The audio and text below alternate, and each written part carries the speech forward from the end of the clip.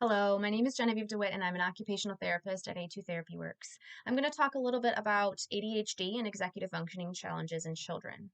If your child has ADHD, they likely have challenges with executive functioning skills, and this includes things like attention, self control, and self regulation, the ability to regulate their emotions, working memory and processing speed, time management skills, and the ability to organize, initiate, plan, prioritize, and finish a task at an appropriate time.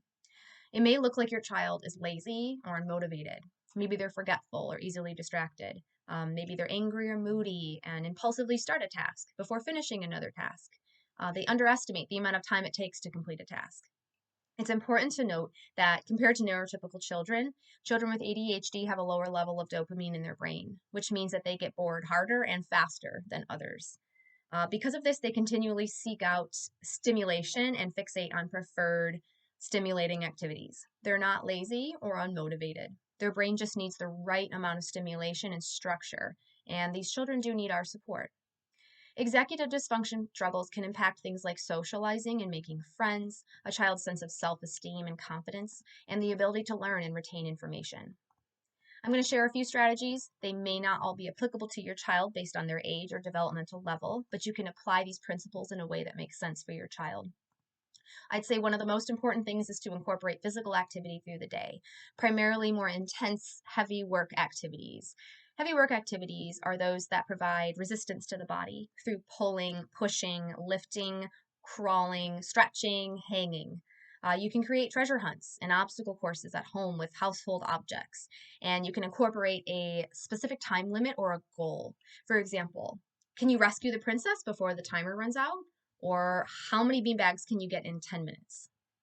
Visual timers and use of visuals in general are very helpful. You can set a timer for a specific amount of time, and you can make it a game or a race to see how much they can do in that time. You can use timers and verbal reminders for transitioning between activities as well.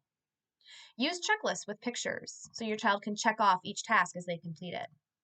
You want to break large tasks into smaller tasks and set realistic and attainable goals for your child. And make sure those expectations are clear by stating out loud the specific steps needed to complete it, and even using more visualization to your advantage. For example, drawing out the final product and what it should look like. So this helps your child get started and know when it's going to be done. Incorporate frequent breaks during the day. So, working on a task for 15 to 20 minutes, followed by a 5 to 10-minute break.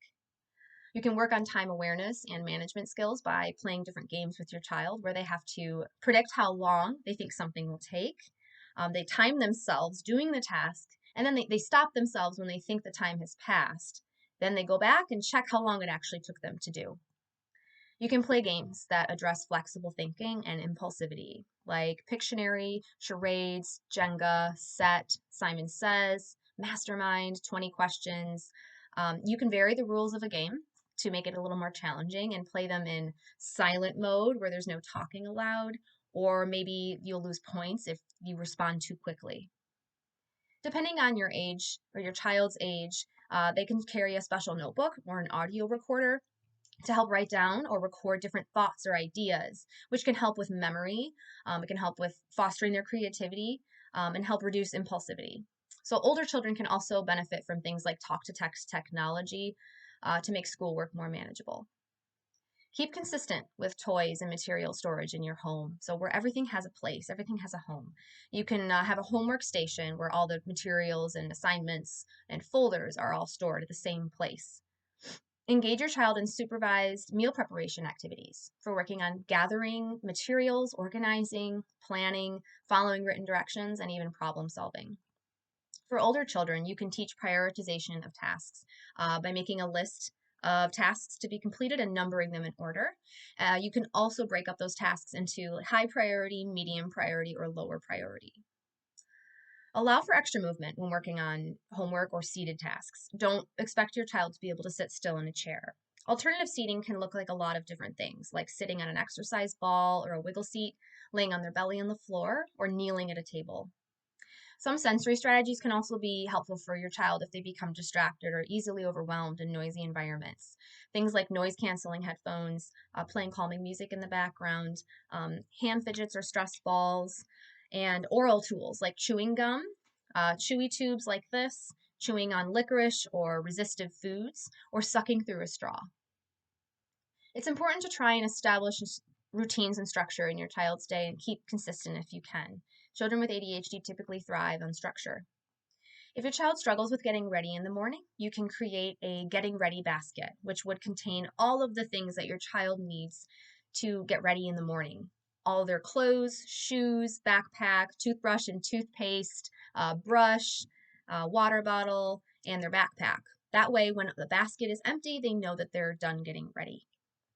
You can give your child plenty of opportunities to contribute their ideas and their unique skills at home, such as doing a craft, helping plan a holiday tradition or a meal, incorporating whatever typically interests them into your daily routines. Despite the challenges with ADHD, try and highlight your child's strengths and help them to see that their brain works differently, and that doesn't mean bad or wrong.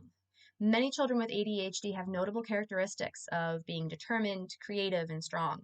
So offer positive feedback and highlight when your child is getting it right, like remaining calm in a stressful situation, playing well or using manners with others, being patient and waiting their turn, and even adjusting between different situations and transitions. And be specific about your praise and what you notice they're doing well in that moment. You can lastly celebrate those small successes. Create a reward system for working toward a special toy or a preferred outing or event that your child chooses. I hope this was helpful, and as always, if you need extra support with your child, please reach out to us here at A2 Therapy Works. Thank you.